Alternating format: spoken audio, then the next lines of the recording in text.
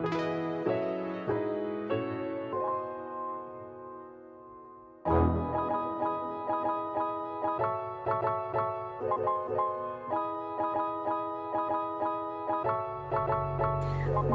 everyone, a big international Neuro-Semantics welcome to each and every one of you.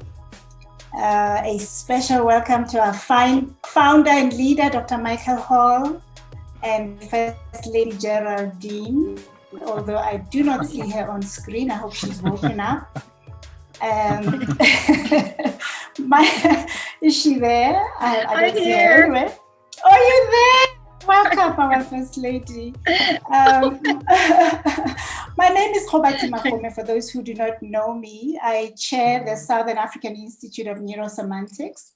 And in that capacity, I serve on the global leadership team of the ISNS. This is a Neuro-Semantics wisdom session. It is about deepening our knowledge and experience so that we can continue to be at the top of our game and make an impact in our world. We have this session every second month. Important to note that we have this Neuro-Semantics wisdom session every second month. It alternates with another online session that focuses a lot more on community engagement, sharing experiences and learnings across all the many institutes across the world. Now, I know from earlier conversation that some of us are attending this session for the first time, while some of us are regulars. So whether you are a regular or a first timer, we together have a beautiful 90 minutes to deepen our knowledge and experience, 70 of which will be dedicated to learning from our founder, Michael Hall. These Neuro-Semantics wisdom sessions are more like, for me, those days that many of us in this room can relate to, where we sit with our elders, them telling us stories and us learning from them, getting the secrets, wisdoms of life from them. So before we get into it, before we get into our learning and take off our shoes, let us get our international voices into the room. So what I'm gonna do right now, very shortly, is to share the slides from every institute. And when I share the slide, when it is your institute, the invitation is you greet us, you give us a very warm, unique hello from your country, okay? So we're starting with the Institute of Neuro-Semantics in Middle East and North Africa. So please unmute your mic and say hello to us in a unique way. Hello, Hi. everyone. Hello, everyone. Hello. Yes, yes. مرحبا من لبنان. Oh, welcome. Welcome. Yep. Then next, is the Southern African Institute. Say hello to everyone, guys. Hello there. Good morning. Good morning. There we go. Then the next one is the Philippines, where the Filipinos greet us uniquely, guys. Mabuhay! Mabuhay. Oh. Hello, mabuhay. Hey. Welcome, welcome. Good to have you. Indonesia is next. Kumaha, apa kabar? Apa kabar? Halo, nice to meet you. Apa kabar? Oh, Indonesia. You're the loudest. Yes. Brazil. Say Olá a hello. todos. Thank you. Thank you. How about Australia? Can we hear from down under? Good evening. Xander and Sean is here. Good evening. Hello, everyone. Oh, good evening. Thank you. Thank you, Australia. Europe. I think it's Jermaine. And, Jermaine, we need to get to rent a crowd, so that we can get people to come in. They will come. They told me they would come, so I will tell them, you're too late, guys. All right. Okay. Then we go to Malaysia. Say hello, Malaysians. Welcome everyone. Good to Hello. see all of you. Hello. Ah, thank you, Malaysia and Latin America. Hello. Hola. Hola. Hola, hola. Latin Hola. America. Welcome, Latin Americans and USA. Whoa, whoa. Hello, everybody. Oh, yay. Yay. Whoa. This is the best you can do, Michael. Come on, Geraldine. Okay, all right. Right, and who is this? Oh, did I skip somebody? No. Scandinavia. Scandinavia. Where are the Scandinavians? Niels. Hello. Hello. Oh, there you go, Jacob. And then, whoa, Hong Kong and China. 大家好。How? Hello. 大家好。Welcome, everyone. And from then Hong the Kong. last, I think Hong Kong is the last. Yeah. So let Yes, me Hong stop Kong. sharing. I think is the last. So thank you so much, guys, for all of that. So that welcome and bringing your voices into the room. So, is there anybody left out? All right, so we said today is about deepening our learning and deepening our knowledge. So just before we get started, let's just get to what are some of the guidelines. I don't want to call them ground rules. Some of the guidelines that will ensure that today we get the best experience. So firstly, Michael loves questions. He's really, really great at answering them. I can tell you that. So all the questions, please put them in the chat. Start each question with the word question or abbreviation Q, semicolon, then write the question, make them succinct to the point and as clear as you can. So Wyman, my colleagues Wyman and Karen will collect those and send them to David, who is our moderator for today. The second thing is please keep your videos on.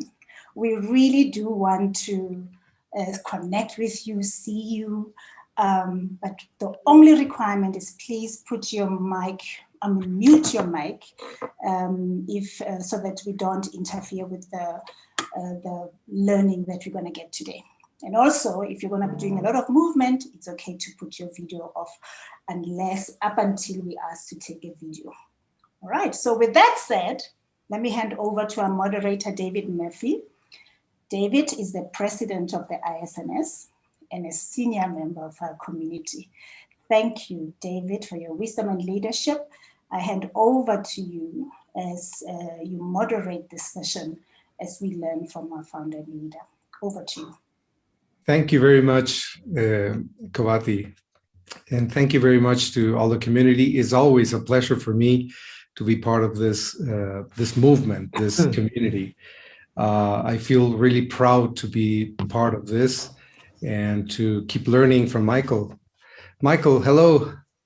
Good morning. Good evening. Good morning. I think it's a good time to start. And I was thinking perhaps the first part could be like having an overview of the topic, and then we can move on and get deeper. What do you think about that? Sounds good. Okay. So the subject is learning, and learning is a function of thinking. And in 2016, when I finished the series on meta-coaching, 16 books on meta-coaching, I started looking at thinking from an NLP perspective.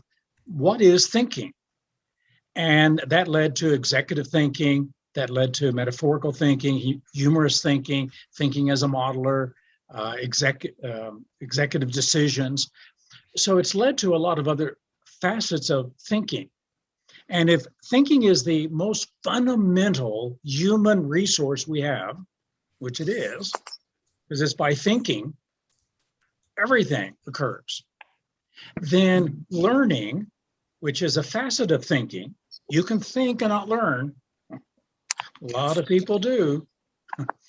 But learning becomes our most essential resource. And out of that comes wisdom, which is the ultimate resource. So we're looking at the thinking that learning does and what learning is. And in just a moment, I'll review what we did last time with what learning is, and then introduce the 7 dimensions of learning, which is a new model. It's a model by which you can learn anything in a more thorough, solid, and accelerated way. Indomie udah, kenapa? We have some echo. Thank you, Michael. Well, that's really interesting because you just said that we have like 3 basic or fundamental resources. The first one is thinking. Without thinking, I think we wouldn't be human. The next one is learning. Learning is like everything we do is by learning. And then from that becomes wisdom. So tell us a little bit more about this model, the 7 dimensions of learning. What is it, firstly? So in NLP, one of the things we do is model subjective experience. And there's nothing more subjective than learning. It's not an external thing. It manifests itself externally, but it's an internal experience. So the question now becomes, how do we model this thing that we call learning? We send our children to school to learn for 12 years, maybe graduate work later. And so we spend a lot of our time learning. How much do we learn? How skillful are we at learning? When we learn something, what about maintaining that learning so I keep the learning with me so I can use it as an ongoing resource? So learning is a subjective experience, and it is quite complex. So we've divided it into 7 dimensions, and it's here on the board. So stay in the picture, if you will. We need a pretty face in the picture. We need a pretty face there. Well, at least one. That's good. So these are the 7 dimensions, and we'll go into them in detail in a few minutes. Learning, obviously, is a state, and it is how we represent and hold things in our mind, how we then take information, this is just information, and we turn it into knowledge. So knowledge is at a meta level to information. And from there, that information and knowledge, when we remember it, it becomes background knowledge, which means that as adults, we never start from the ground level. We never start fresh and open. We always have background information affecting us. When we step out of the whole thing and we go meta, this is the place where we can change our learning programs, because we're learning about how we learn. And as you learn how you learn, you now have choice. If you got a bad learning habit, an inadequate one, a slow one, one that is distorted and contaminated with biases and distortions, you can update it. Learning is experiential in that it's not just information and just knowledge, but it becomes neurology. And as it becomes neurology, that makes it a mind-body state, and learning is pragmatic in what you do. Because if you can't do what you have information about and knowledge about, if you can't do it, then have you actually learned it? So those are the 7 dimensions. And these 7 dimensions, we'll go into each in some detail in a moment, but each of them define learning. So a full definition of learning is that it's a mind-body state that orients you to the subject that you're studying. If you're in the right state to study NLP, that'll be an NLP state. If you're in the right state to study music and learn music, that'll be a self-organizing orientational state, and that learning is that state. So great learners get into the right state. To learn is to process information. And so we start bringing in information into our minds, and we hold it in mind as a movie that we can see and hear and feel. We can step in and be there. So it's information. And then we can take that information and turn it into knowledge. So we make conceptual learnings through our knowledge. And this is where we create constructs, beliefs, decisions, understandings. I now understand it. So the difference between knowledge and information is a real basic distinction. We get ourselves or our children to memorize things, and they have information, but they may not understand it. They may not know it. They may not believe it or have made a decision. So all of the meta levels occur here at the level of knowledge. When you do that, learning is remembering. And so this information in short-term memory, then long-term memory, it now becomes episodic memory. It becomes narrative memory. It becomes what I know and bring to anything I'm going to study. And so the background knowledge. Oftentimes people have learning disabilities and learning problems because of the things that they know that aren't so, but they know it, and it's unconscious. Most of this is unconscious. Ja.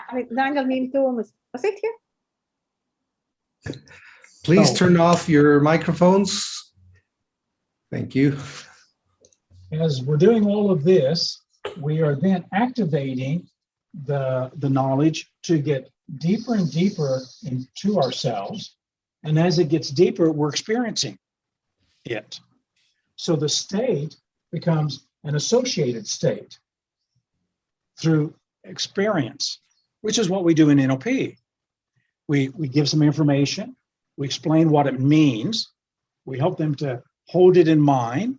If they can't, they use their manuals to hold it in mind, and now they go experience it, try it on, and feel it. So this is where emotions come in learning. Learning is very emotional. Emotions turn it into neurological patterns. And when you do that kind of learning, that's when you get the dopamine. The brain just flushes itself with dopamine as pleasure. And that's when it becomes experiential, and we know it in our body. So we mind to muscle it to get it into neurology. As we step aside from all of that, we can then look at our program for learning to see how skillful do I bring information in? How well do I visualize, hear, and feel it? How well do I create knowledge from it, hold it in mind? So now we can look at our program to see if it is well designed, or as we learn about our learning, to make some new choices and decisions about our learning. And then finally, learning shows up pragmatically as skills. So what can you do? Your competency. And so we work to become skillful and capable and able to now apply what we've learned, so it changes the world. It becomes our career, it becomes our contribution, the value that we add. So that gives a more holistic picture of what learning is, and it's going to speak a lot to those of us who coach, consult, train, parent, or just want to learn ourselves. Michael, I was thinking, what about when we are learning something that is only theory, like theoretical information stuff, that we don't really use it as something pragmatic. We don't develop a skill. Yeah. Where does that fit in this model? What's happening is we're beginning to use this dimension and this dimension, and we're just leaving out experiential, state, maybe even background. We're just leaving it out. So a lot of learning disability is a person is not using one of the dimensions. Okay. And I have another question, because I remember that I read at least, I don't know, like at least in 2 or 3 different books, that learning, the best learning state is when we have like alpha brain frequency. And as I know, that means like having a quiet state. It's not very active. What about that? Is this a myth, or? Yeah, that would be one of the myths.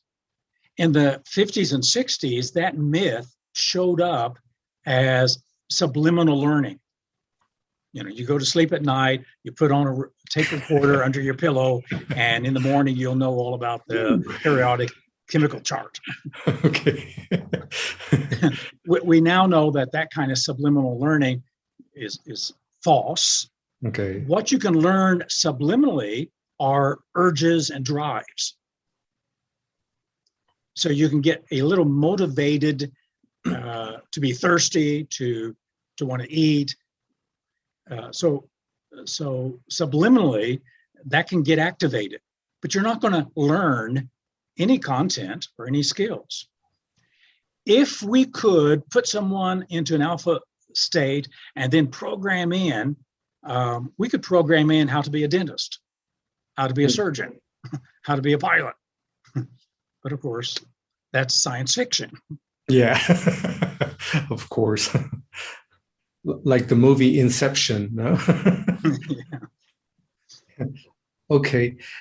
Something else that I was thinking, Michael, I'm just thinking like the classic learning that we know, that we have been receiving from so many years. You mentioned the learning process when we are at school, when we're just little kids. I don't know what you think about this, but one thing is the learning process that is individual, it is subjective, as you said. But the other piece is how they teach us, the teachers, how they teach us. Yeah. So I don't know what you think about this, but I remember that, or one of the things that I have in mind is that when we are in the very beginnings in kindergarten, the kind of learnings that we have, or the kind of teaching, better saying, is more experiential. We sing, we dance, we draw, we do many things. And something that I have been observing is that kind of learnings, they last forever. Even though if the person has Alzheimer, those kind of learnings are like very integrated. But once we go to primary school, like basic school, everything turns like very bored. You know, everybody's looking at the teacher, paying attention, being quiet. You know, you don't have to move, you have to be there. So the process becomes, I think, very different. And that affects what you just said. Many of the dimensions are out of there. What could you say about that? Oh, yeah. So we could spend a whole hour on all the problems of school learning. The first problem is people are not in the right state. And teachers are not trained how to induce state. We do that in trainers training, how to get engagement, how to do rapport, how to answer the why question. Why should I study this? Yeah. So if you're not in the right state, and now you're passive, and you're just listening, and you're not really creating knowledge, you're just listening. Passive listening is deceptive. In fact, here's a big challenge to everybody. What I'm presenting now, you're listening, and it probably makes sense. You can passively just entertain it. but you're not learning. And the test will be, go teach someone, tell someone everything you heard and learned today.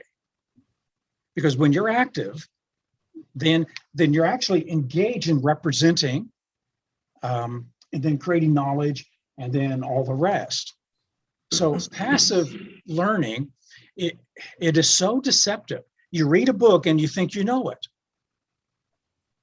but try to explain it to someone. Yeah, that's very different. and especially try to coach it or train it or consult with it. That information has not been integrated. It's like you put it in your mouth, but you didn't chew it up. Yeah. If you didn't chew it up, you didn't digest it. And if you didn't digest it, it's not inside. Exactly. That makes sense totally. I was thinking in my own experience when I learned the first time meta coaching, all the model, and I was trying to do coaching, but it was very different. The gap between my knowledge intellectually and my skills was like very far away. And it took me really years to integrate it. And now I think I can coach. I don't know if I do, but I think I can coach. So, yeah. Michael, we have some questions from the audience. Just before we go there, let me say one other thing. Yeah, sure. Go ahead. Here's what happens in school that really messes it up. Kids learn at a meta level. They learn learning is boring. They learn just listen and repeat, just memorize. Learning's not for me. Yeah. So they create knowledge about learning, and they have meta, and that's now in the background. That is the biggest problems for most adults for ongoing learning and learning effectively today. Yeah. And we need to clean all that out. So those of us and those of you who will be training accelerated learning or learning genius that we do in NLP, we've got to clean out a lot of those misbeliefs that's interfering and blocking and distorting learning. So meta in this model refers to how we think about our learning. What classifies have we done in our minds about myself learning, about learning in general, about reading or whatever. And that's where we create our belief systems that can prevent us to really learn or can help us if we have the right or the good beliefs. Okay. Wow, that makes sense. Totally. Okay. Shall we go for some of the questions, Mike? Okay. So somebody's, I don't know the names, but somebody's asking, what is the key in order to keep in mind? So that's memory, to bring it to mind. There's several keys.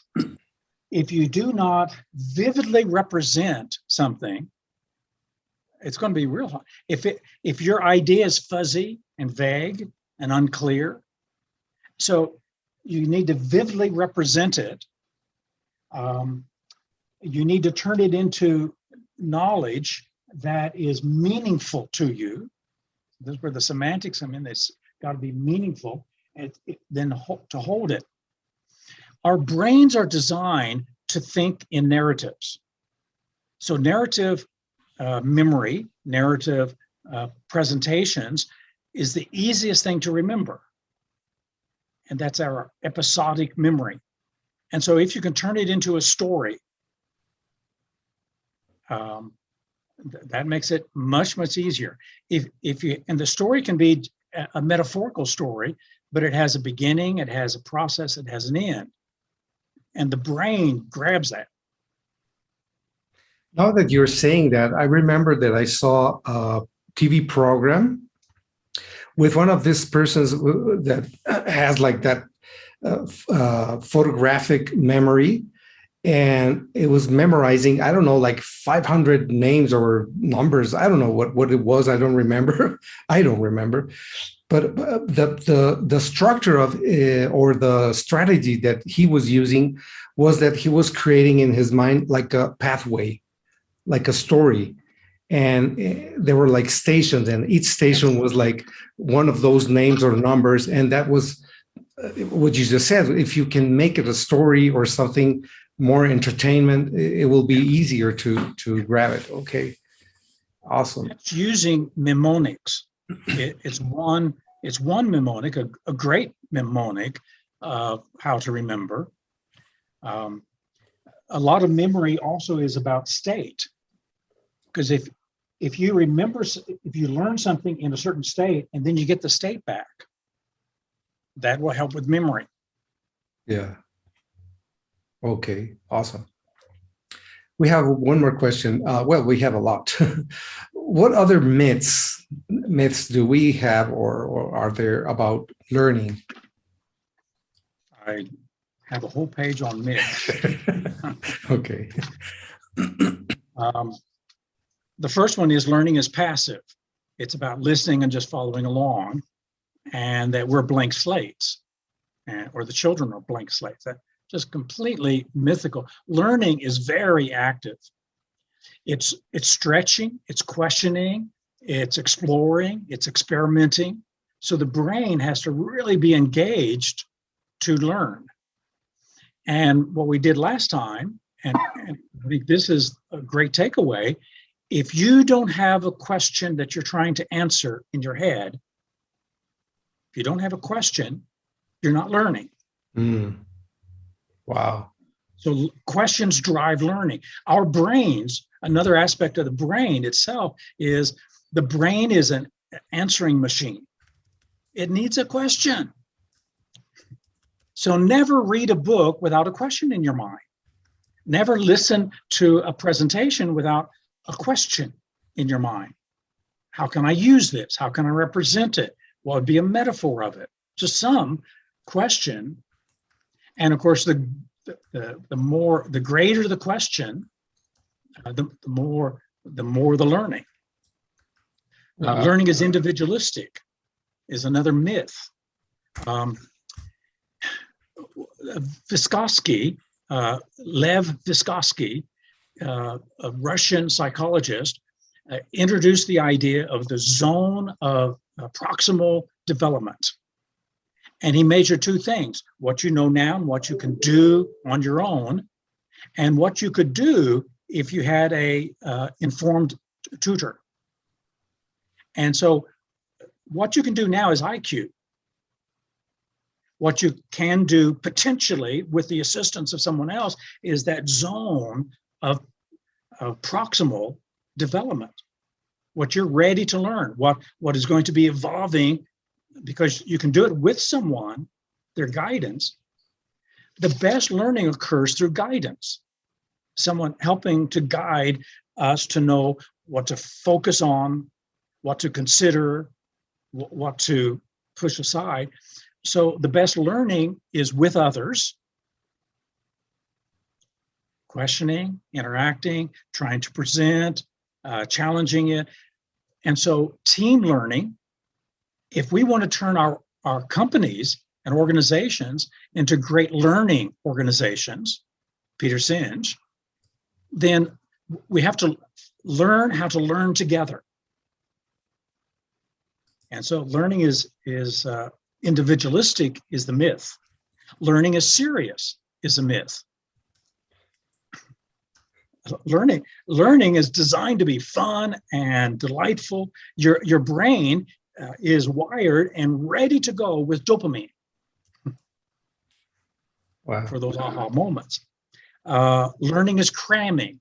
So here's another thing we learn at school that's really stupid, and that is wait until the last minute and then stay up all night and cram for the test. And study after study after study has demonstrated that people don't learn, and it doesn't stay with them. It goes in, it goes out. And so it's not about grasping everything. You can learn more by going slow. I would recommend not speed reading, slow reading. Intentional, slow reading, taking notes, asking questions that author. challenging that author on your paper. What about this? So learning is multitasking. No, that's another myth. Learning is a very focused, intense. That's why we do the genius state, so that when you're learning it, that's all you're learning. And so it's not multitasking. Don't try to read while the TV's going. Don't read in bed. Use the bed for something else. Could be sleeping. It could be. Here's the worst myth of learning. Mistakes are bad. It means you're stupid. That's learning is trial and error, and then feedback, and then updating, correcting in real time the error. Here's another thing about the brain. The brain is an error detecting machine. We look for errors. And if you try to eliminate all errors, and so good learning is making a mistake on purpose to see what happens. Wow. So yeah, there's a lot of myths about learning. Yeah, so many. I think the next question might fit with what we're talking right now. It sounds like a metaphor. I think it's a metaphor. It is true that the mind can get full, but needs to be emptied. No. With the 100 billion neurons that you have in your brain, 100 million, a billion, 100 billion neurons, there's something like 17 trillion interconnections. So it'll never be filled. Never. Here's the thing about study. If you're really learning, it's going to be very intense, and you ought to take a break every 90 minutes, at least. Because there can be brain strain as you're focusing and learning, and you need to give it a break and let incubation occur. Incubation is the process of letting it loose so that the unconscious parts of the mind can work on it. But you'll never get filled. And one of the things about the meta learning is the more you learn, the more your capacity for learning increases. So your capacity for learning increases, and what you know is what you don't know. And now we're getting to the edge where wisdom starts. Wisdom is knowing that I don't know. Okay. Wow. There's so much more. We have one question about wisdom. How do we effectively develop wisdom from learning? Well, if learning is complex, wisdom is 10 times. Even more. More. That's the book I'm working on now, and working on a model on wisdom. Wisdom has two completely different aspects. One is the theoretical, so that I know things that are timeless truths, that are true for every place, every person, every culture, timeless truths. That's what Aristotle, Socrates, Plato, that's what they were going after. Then there's the wisdom, the practical wisdom of how to live life. So the book of Proverbs in the Bible starts off in Proverbs 1 saying, Solomon has written these things so that you know how to live and live and thrive. So how to live life. So we got the two extremes of wisdom. Wisdom is different from every other form of knowledge. There's no content. And so it appears at a moment, at an instance, in a context of uncertainty and ambiguity.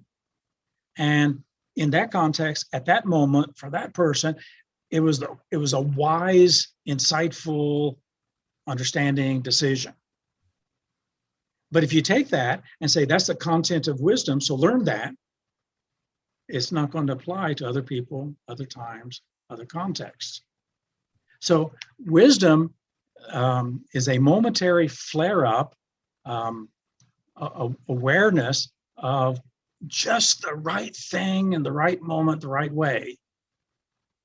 And so it's a very different state from learning. Okay. Michael, I'm going to leave for a while the questions because I think it's a good time to, I don't know, how are you going to do this, but what about having like a practical way of using the 7 dimensions of learning? And I was thinking, what about learning, for example, the meta model? How could we use the 7 dimensions for using the meta model? So I'm going to learn the NLP meta model of 12 or 21 distinctions, linguistic distinctions. So the first question I would have for myself is, what state do I need to be in? What would be the best state? Curious, interested, motivated, relaxed yet excited for learning the meta model. So what would be the state? How can I get myself into that state? It's about language. So now at the meta learning level, the intention, why do I want to learn the meta model? Well, this will give me precision and specificity in communication. So I have a big reason why I want to learn it. Then I can be more precise in my communications. I can flush out nonsense or vagueness. Being in that state, then I want to represent it. So the meta model is going to be a series of linguistic distinctions with questions. So how I represent in my mind is I've got a linguistic distinction, universal quantifier, which under that means everyone, all, none, nobody. So universal quantifiers. And then my question is, everybody, nobody, always. And so what I'm going to represent will be that series of distinctions, questions. And so distinctions, questions, I always like putting it as two sides.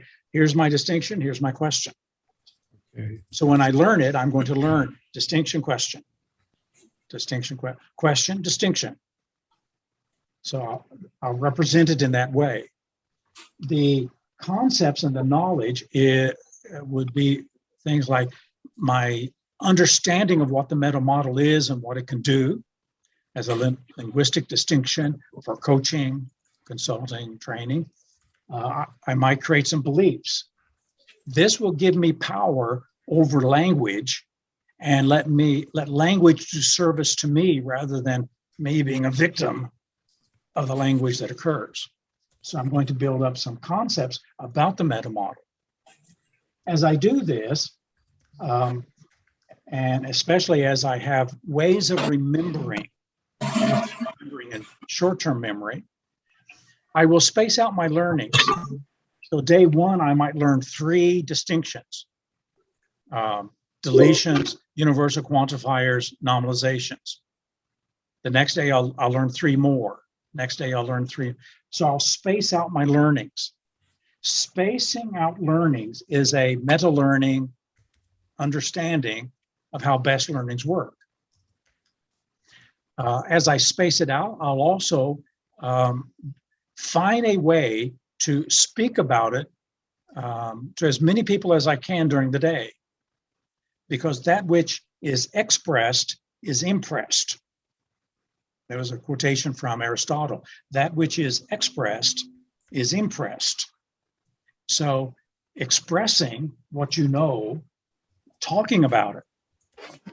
Every time my daughter comes home and we're reading at the coffee shop or wherever, I'm always at, what's she learn? Because I want her to express it. Because I know if she expresses it, it's going to be more deeply impressed. Then experientially, I want to see if I can experience the meta model. Normalizations comes to mind right now. Normalization. So the distinction is a verb turned into a noun. So here's this moving thing, that's been frozen. Here's this moving, active verb process that's been turned into a static noun. So let me see if I can experience that. I'll be the verb, relating. I'll get down on the floor and walk around, relating. Then I'll stand up, relationship. I'll get down on the floor, movement, moment. And then I'll stand up, motivation. So I can learn how to experience the words, not just know them academically. So that would be experiential. Years ago in Australia, I taught the meta model in that way. So every time we learned a distinction, we turned it into an experience. And then from experience into pragmatic. Grab a newspaper, let's read a line from the editorial or the news reporting, and any deletions, any lost performatives. Who says that? Any normalizations, any cause effect, any presuppositions. And so now pragmatically being able to use the meta model. Wow. That's awesome. Wow. So that's a whole strategy, Michael. And I think many times we do it by, like unconscious, but at least in NLP, we learn to do that and in Neuro-Semantics. But having the pathway and the steps and how we do different things, it makes it totally different. It's more conscious. And one of the things that called my attention is that in many of the 7 dimensions, what we are doing really is asking questions to ourselves. Yeah. So what's the right state? The right state. What is my intention? How can I represent this in my mind? So many, perhaps every dimension could be by asking some questions, like coaching ourselves. Exactly. Yeah. Wow. Awesome. Yeah. Okay, let me go back to some of the questions that we have. Somebody is asking, is dyslexia a defect in receiving knowledge or retaining the knowledge in the background? How do we treat it? Dyslexia the problem occurs at the representation level because they're turning letters around, they're turning words around, dyslexia. So it's a problem with representation. And there are some studies now that indicate that people who have dyslexia, there's some misfiring going on among the neurons that causes that. Of course, if it isn't dealt with quickly, then the child will come up with, I can't learn, I'm stupid, I don't get it. And then that stuff becomes part of their meta-learning, which then creates more problems here because it creates stress. The worst state for learning is stress. It's just absolutely the worst state. If you're anxious, performance anxiety. If you're anxious and concerned about the pressure to learn, it's the worst state. And that happens oftentimes with people with dyslexia. So helping them to slow down and to look, is that a B or a D? Is the line on this side or that side? And then making distinctions. So at this level, we make distinctions, and distinctions is the heart of genius. Distinctions is the distinction that makes the difference. And so dyslexia would occur first here, and then because of the dimensions, it goes everywhere else. Wow. Michael, I have a question, because when you were presenting, like, how can we use the 7 dimensions for learning the meta model, you said the first thing is to create the state, the right state. We start there, like, what's the right state? But what about if we have, or the person has, some toxic beliefs about learning or about himself, is it going to be possible to get into the right state or to keep it or maintain it in the meantime, or perhaps the first step is another one? Okay, so that's really a great question, because it asks, where do we start? Because if the person's learnings, meta learnings, is the background and puts them in that state, and they're in the wrong state, the best thing for learning is to jar them out of that state. This is where state interruptions, pattern interruptions, and other things that can shock a person so that what they're oriented for doesn't work. If a person is oriented for, I'm not going to learn, and that's their orientation, the best thing is shock them out of that whole state. So that would be when there's that kind of a learning disability based on a belief. Okay. So the next question, I think it's more about the same. What is the best way to clean out the misbeliefs at the meta level? I would say the meta yes, meta no, but what else would you say? Well, this is where the best learning is collective, is collaborative learning. That's the highest quality learning. And that's why coaching is adult learning in real time and is such a powerful methodology. So the best way to clean that out, get with someone and who can ask you those questions. So what conclusion did you draw when that happened? And when they repeat it as an acknowledgement, so you believe that you cannot learn. It always sounds different when it comes from someone else's voice. Yeah. It sounds logical here, but when it comes from someone else's voice, it doesn't sound so logical. And so collective learning, and this is where good tutoring or good coaching really comes in to enhance and refresh a person's learning methodologies. Okay. Let me see what else do we have. We have some more questions. Where does genetics play in learning, and can genetics be changed with learning? Well, in humans, genetics plays a very small part. We don't understand why animals, all their learning, just almost all of their learning except some associative learning, connecting something to an emotion, associative learning with an animal, it's all programmed. And with us, almost nothing is programmed.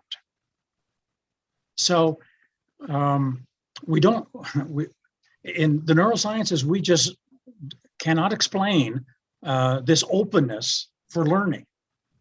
Now, if a person does have brain damage or lesions in the brain, if there is a physical, that would be a physiology, not genetics, then that would be a whole nother problem and something to be dealt with at that level, the level of medicine.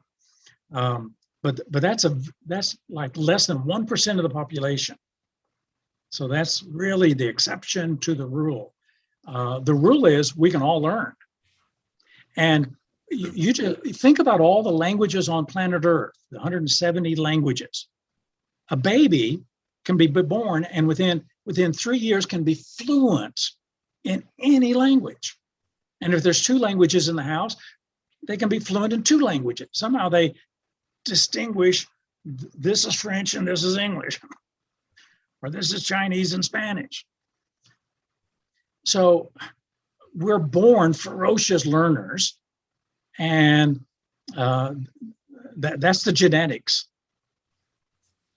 So we could say that DNA has nothing to do with some persons that have difficulties for learning. No. It will be more like physiological damages or something like that. Okay. somebody else is asking, can the brain subconsciously make mistakes in order to the brain to learn? I don't fully understand the question. Can the brain subconsciously make mistakes in order to the brain to learn, for the brain to learn? It's not very clear. We do make mistakes. I mean, that's just part of our fallibility, where we're always drawing false conclusions, especially during childhood. We overgeneralize, we personalize, we awfulize, we do all those cognitive distortions. So we make mistakes. They need to be, and this is where learning needs to be continual, so that we keep updating, getting the update for whatever the information is, because it's a fallible brain. And we do make mistakes. And then we learn those mistakes. And if you lock it in, you'll take those mistakes with you everywhere you go. Okay. What is the role of IQ in learning? IQ, the people who have measured it, and many of the people who have measured it have given up that measurement. Robert Sternberg is an example. And he was one of the research psychologists who was developing different intelligent tests. Eventually, he wrote a book, Practical Intelligence, and he and Howard Gardner now has 9 multiple intelligences. And so there's 9 different kinds of tests for the 9 different kinds of intelligences. So there is no such thing as a general IQ. It is statistical average, and it's based upon children in elementary, middle, and high schools, where they should be at a certain age. That's what it's based on. But IQ is about your understanding of something. So it would be representation and knowledge, your ability to abstract to philosophical premises and presuppositions. EQ is the ability to take your knowledge and your emotions and integrate them so that you can manage yourself. And that would be part of mental learning, EQ. SQ, significance, or spiritual quotient, is the meaningfulness of it. So have you set an intention that your learning is going to be meaningful? If you want to kill learning, learn something that is irrelevant. Just go pick up some book that you have no interest in and start reading. And you can really put cold water all over your passions for learning. So having an intention to where I see the meaning of it, the significance of it. So what you just said means that for learning, we need to have like a strong intention to learn. If we don't, then it's not going to make sense. It's not going to fit. So all teachers need to be retrained and retaught as teachers that you don't start your lesson until you got them intentional, motivated. Because otherwise, if their intention is not to learn, they can defeat the greatest teacher. Yeah. Okay. Somebody else is asking, how important is unlearning in the process of learning? Yeah. So I got a whole chapter on unlearning in the new book on executive learning, and it's critically important. So the ability to unlearn, you have to recognize I've got a wrong learning. It's not right, it's not productive, it's not effective. So run the ecology questions. Once you know what it is, sometimes just that awareness is strong enough, but you usually have to replace it with what is a useful learning. So I'll unlearn this and I'll learn this. I'll unlearn that criticism hurts my feelings, and I'll learn Criticism is an opportunity to show my skills in handling language. So I've got to replace it with something better than the old learning. And along that way, I need to have some good motivation, some good intentions. Why change this? Then I might need to make things go away. So that'd be another step. I need to make these representations go away. And we've got lots of tools to do that, especially metaphorical tools. In the book, Thinking Metaphorically, I've got a whole chapter on negation, how to make things go away, get them out of your mind with different metaphors. Okay. So unlearning is such an important skill because most of us, intentionally or unintentionally, consciously or unconsciously, have picked up learnings that don't serve us very well. Michael, listening what you just said, one of the things that I'm just thinking, and I'm going to turn it into a question, is if we need to unlearn some things in order to really learn, perhaps one of the things we need to unlearn is like the wrong strategy for learning, because sometimes we create like a strategy and it doesn't work, but anyway, we keep that strategy once and again and again and again. Yeah. So that will be one of the things, I guess, besides, of course, the wrong beliefs and whatever is at the meta level. Right. I tell the story in the book, Executive Learning, about a medical doctor that I met here in Colorado years ago. He was an orthopedic surgeon. So whenever he looked at someone's knee, he would look at, they would take the x-rays, he would look at it, he'd get a second opinion. Sometimes he'd get a third opinion, he'd look at it again. He went through this long, elaborate decision-making, due diligence process to figure out, is surgery required? He retired. I met him 2 years after he had retired. He was alone, didn't have a wife, and he came into the counseling office and with the complaint, the mail is killing me.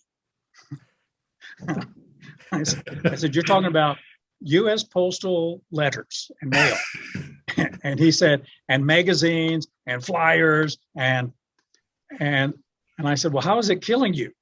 He said, well, I get the mail and I put it on my dining room table. Now I've got a whole stack of first-class mail, second-class mail, third-class mail, flyers, magazines.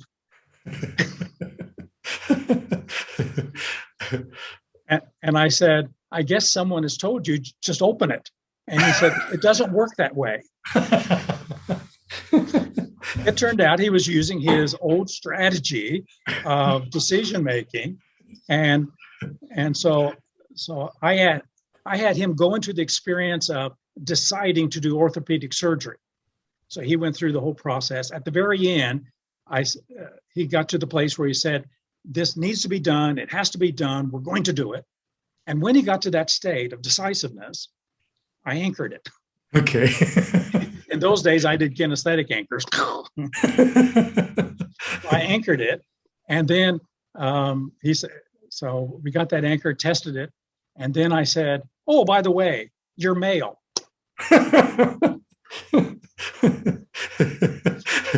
To streamline that C open. Did it work? Yeah, he was amazed. Awesome. He came back and he said that was magic. I said, we call it anchoring. Awesome. Okay. Let me see, what else do we have? What is the role of repetition in learning? Well, repetition is critical.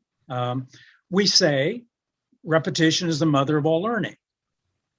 But the repetition has to be meaningful and conscious. If you're just doing it rote memory, it's going to take a long time.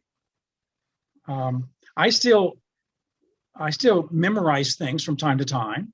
Little statements I'm going to make at a speech, I'll memorize it. And the repetition, spaced practice, go over it, a day later go over it, day late, see how far I can get without looking at it.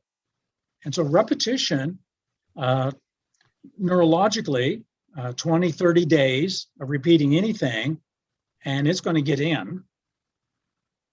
And so repetition is an important piece. When I read and study on a daily basis, when I pull out the book to get ready, I always orient myself. What do I know? What am I looking for? How is this going to be the next piece of whatever I'm working on? I orient myself and remember. Sometimes if I don't, I'll look at the notes or the papers that I've written so that I'm starting as much as possible from where I ended. Okay. So part of what I'm listening, Michael, is that repetition needs to be significant in order to really be integrated. And also, I don't know, well, you didn't mention it, but I what I'm listening is that needs to be experiential. So it's not only repeating by repeating, it's not only wording, it's also involving your emotions. Is that right? Right. Okay. Okay. Yeah, the more experiential we can make it, then the stronger the memory. All of this works systemically. So even though I went through it 1, 2, 3, it all is systemic and interacts with each other. Okay. We have two more questions. How can we use our gastronomical senses for learning effectively? Does eating chocolates and nuts while reading help in learning? Well, the gustatory and olfactory senses help us to learn those subjects, eating and fixing meals and doing things like that. So I've not seen any research that eating chocolate is going to help. If you eat a little bit of chocolate and it puts you into a nice, pleasant state, and you're easier to live with. Okay. Okay. But it does nothing other than just helps you with your state. Okay. I don't think it's going to lubricate your neurons. Yeah. It's just going to put you in a good state, a pleasure state. Okay. Someone else is asking, is that's why the first of format in NSTT is why to trigger interest and intention? Yeah. Yeah. Okay. Okay. And we have a last question. This was before. What do you think about Rogers Schank phrase, learning occurs when someone wants to learn, not when someone wants to teach?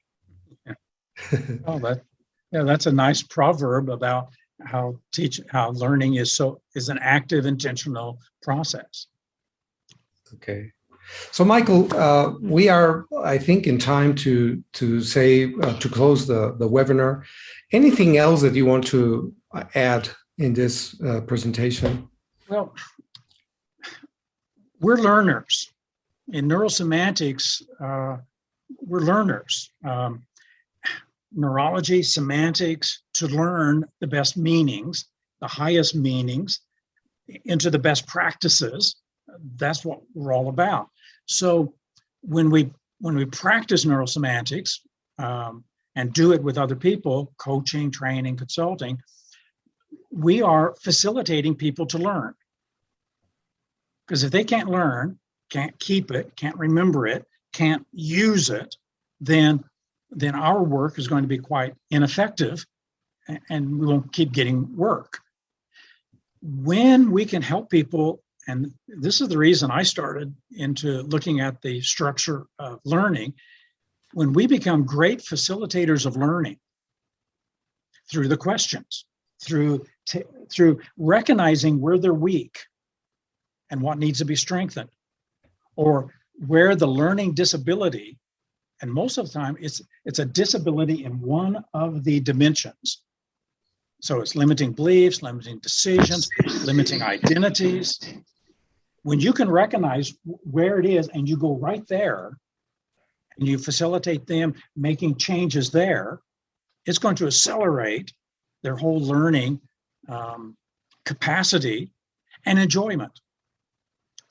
And if we could turn people on to learning, if we could be a great model ourselves, always learning and of discovering new things every day, and we can help individuals learn, groups learn how to learn with each other in the group, because that's a real weakness in group coaching. People are not learning from each other. They could, but they hide information and they play politics. If they could learn, if the people in the higher management levels could learn how to learn and keep learning. But too many don't. Probably the majority do not, and they're not passionate about learning, because learning implies change. And so as change agents, learning agents, inspiring people to get into a habit of really learning and expressing their learning, if we could do that, we could make really a tremendous impact on the cultures that we live in, the families we live in, the world we live in. So it's not just another subject, it is the subject.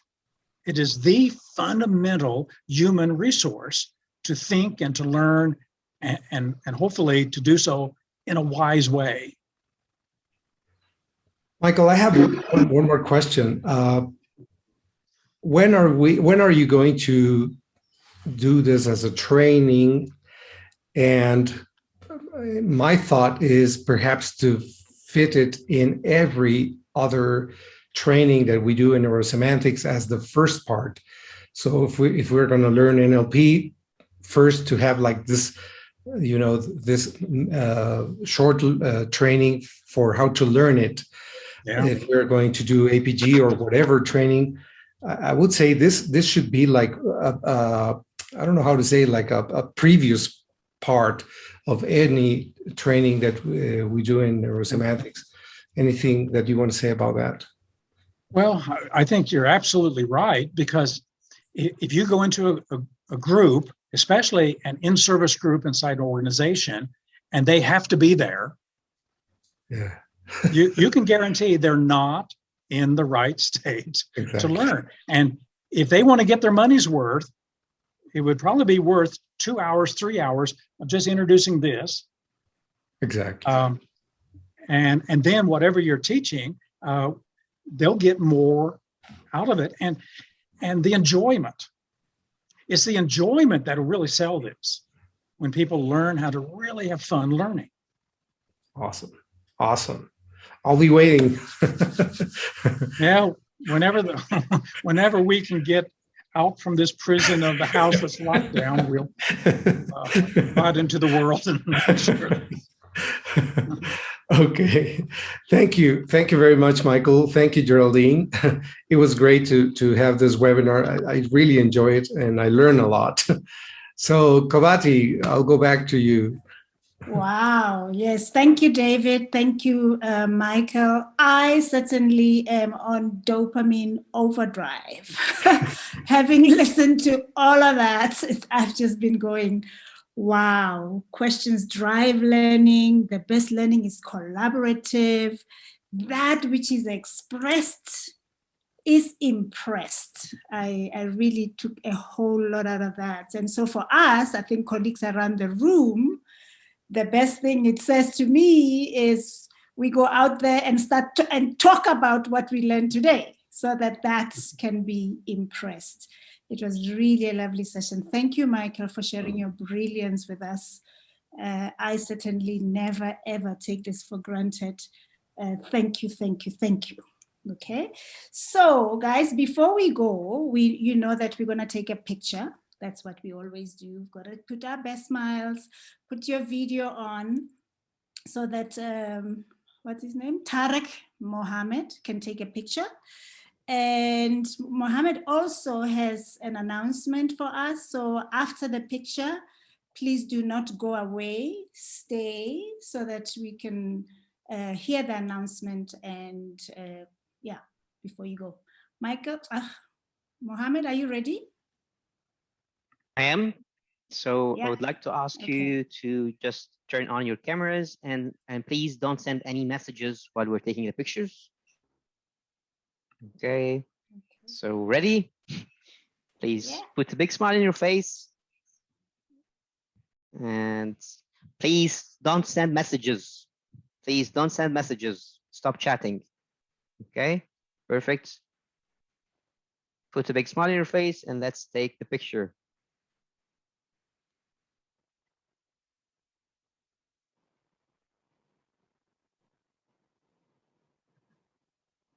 Please don't send messages. Those who are sending messages, please don't write on the chat box. Oh, people. Maybe they're Please turned on. listen.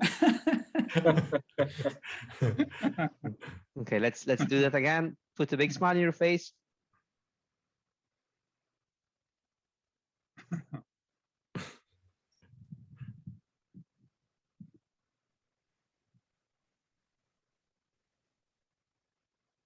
Okay, another picture. Put a big smile on your face.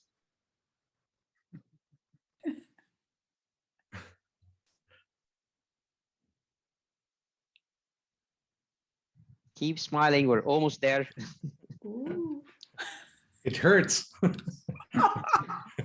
Absolutely, I was about to say that. And the last picture. Thank you, everyone. Thank you. We are done. Thank you. Thank you. You've had us exercise our facial muscles. Yeah. As well. That's right. Thank you, Kabati. Okay. So the announcement I right, have thank you. before we end our meeting today is it's about the NSCT. We're finally ready to start having people join the NSCT, and we will be sending more details about that. And the good news is it will be in Egypt next February. The good news is we have like easy payment plans up to 1 year after the training. So that should make it much easier for those who are interested to join the training. And if you're already a trainer and you want to like bring your students, please get in touch with me because we do have a referral program and we'd like to work with you to have the best NSCT this next year.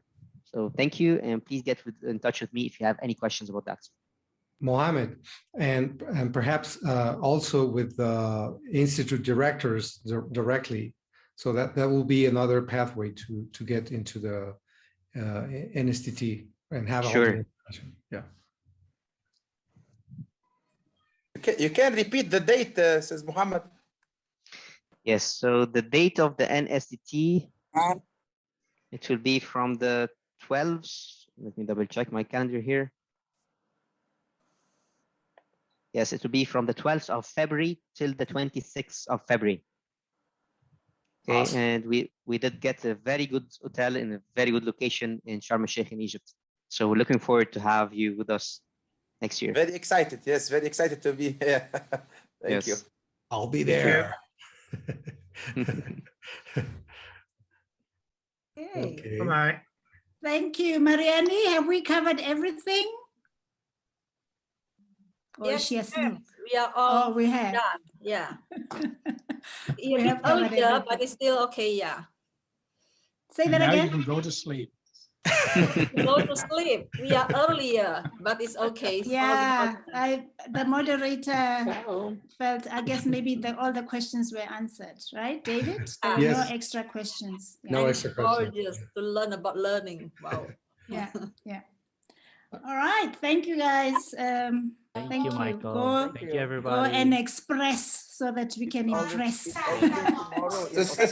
Says Mohammed, we need to be vaccinated to be in Cairo. Okay, we are all speaking. No, you don't need to be vaccinated to come to Egypt. You just need to have the PCR test. And in Sharm el-Sheikh, where we'll be having the event, you can actually have that on arrival. Because it's a touristic city and it's actually very safe there. And the test is really easy to do there once you arrive, if you don't have it ready before you come. Wonderful. Look forward to it. Yep. Thank you, guys. Thank See you. you. Thank you. Thank you. Thank you, Thank guys. you. Have a good evening, good day. everyone. Bye. Bye. Thank you, Mike. Stay healthy all. Bye. Bye. Bye. Hello, go. Bye.